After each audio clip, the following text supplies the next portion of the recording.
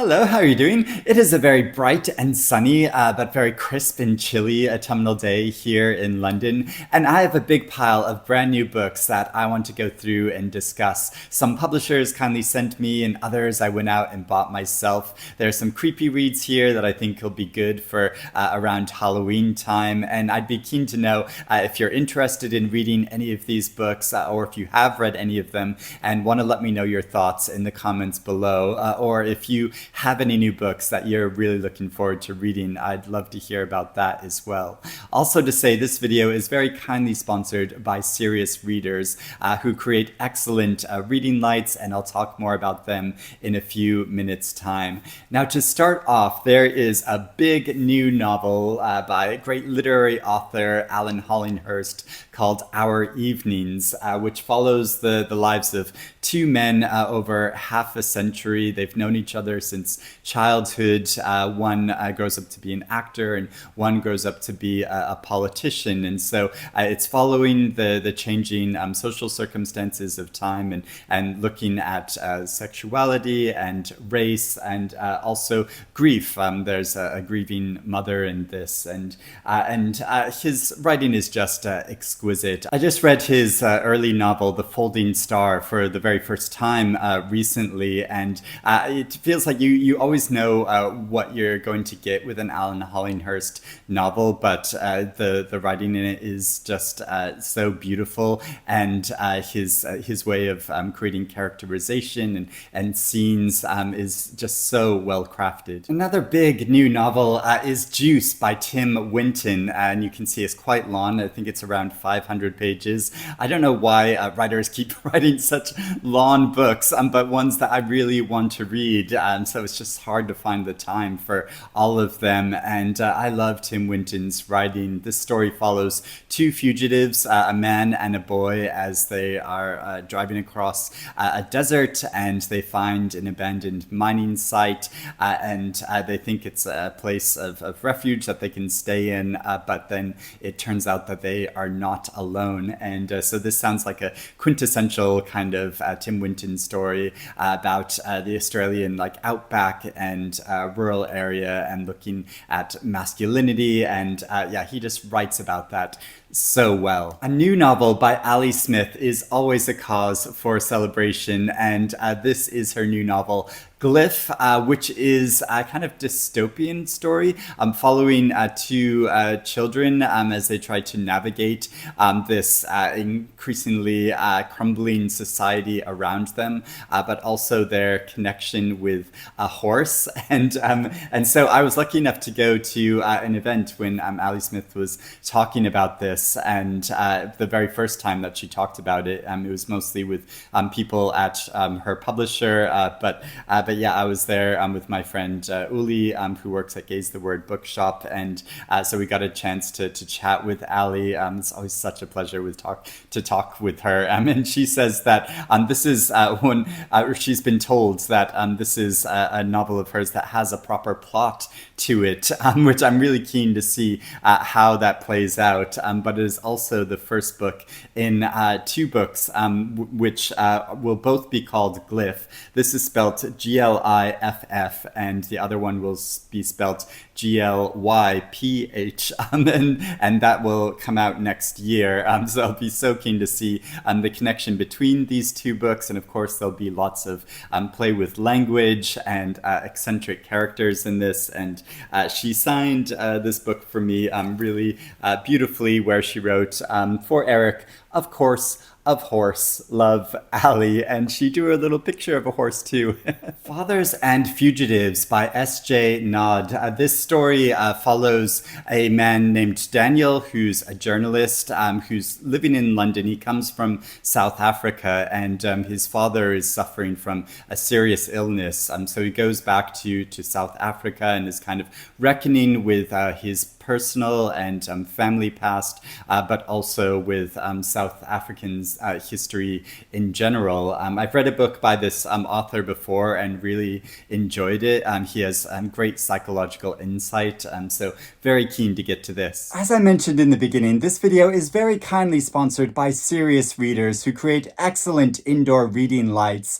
Now, this is my high-definition light from Serious Readers, which has proved to have real long-lasting value because I use it through every season, but it is especially good at this time of year when the sunlight doesn't last as long. So it's really helpful to read under because the light from it is really warm and natural. And there's a special pleasure about getting a hot drink and switching on this light and reading under it while it's really chilly outside. And just recently, I've been reading Richard Powers' new novel, Playground, with my online book club.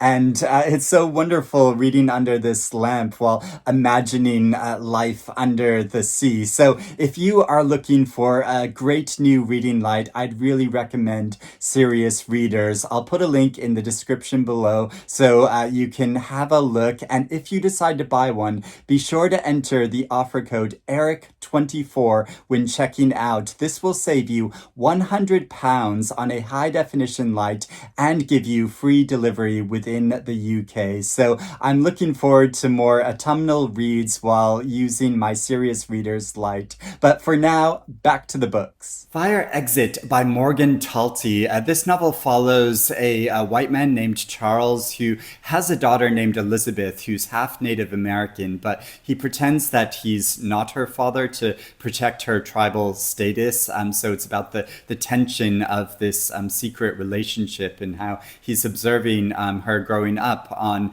the Penobscot Reservation in Maine. And I'm so keen to read this since I am from the state of Maine as well. And it just sounds like such a fascinating story about modern Native American experience. And Tommy Orange is a fan of this book, and he says, "It's utterly consuming, spellbinding, and quietly devastating. A sober reckoning with what love can and cannot do, what healing is and is not possible in our families."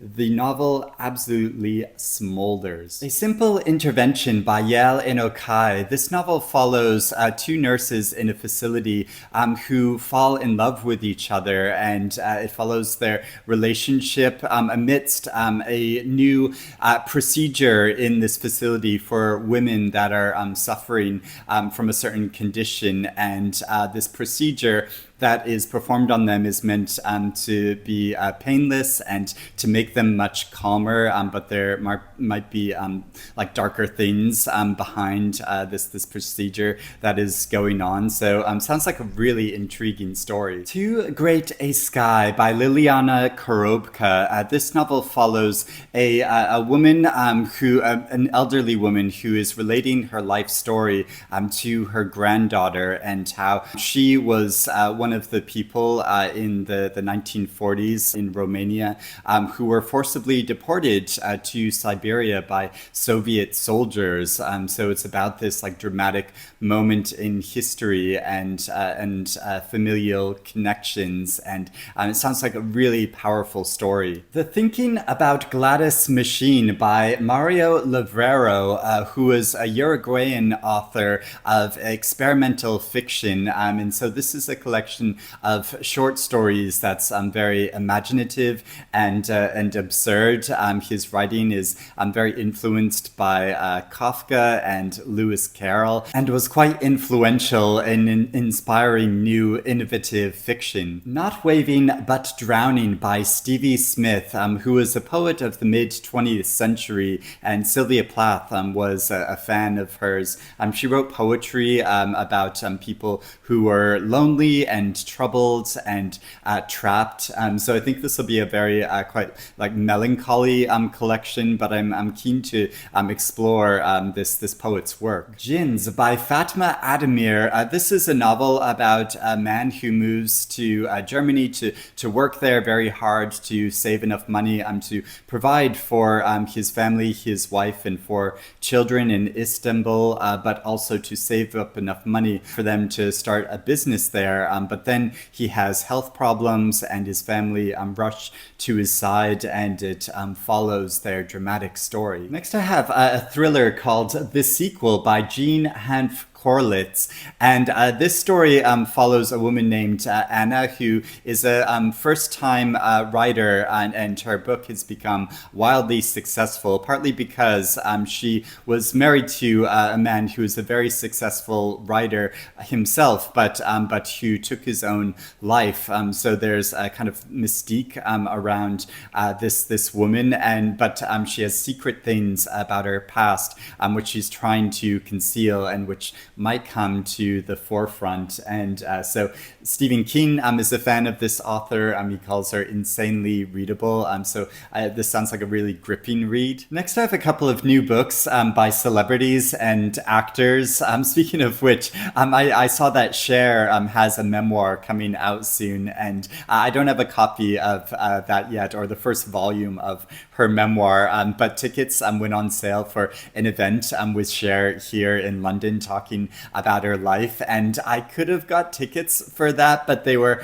hundreds of pounds, and I just thought, oh, that is like way too much to pay, and I only had minutes to make this decision. So it's that real crisis of like, oh, do I like pay this like crazy amount to see an absolute legend in person, or do I not? And I decided not to, but I don't know. I wonder if I'm going to regret that decision. Anyway, there is a book called The Unfinished Harauld Hughes by Richard Ayoade, who wrote this book, which is meant to be like recovering and reviving the life of a famous author, but who is fictional. And I think Richard Ayoade like wrote a novel and a script and poems by this fictional author before writing a book about trying to uncover his lost life. So it sounds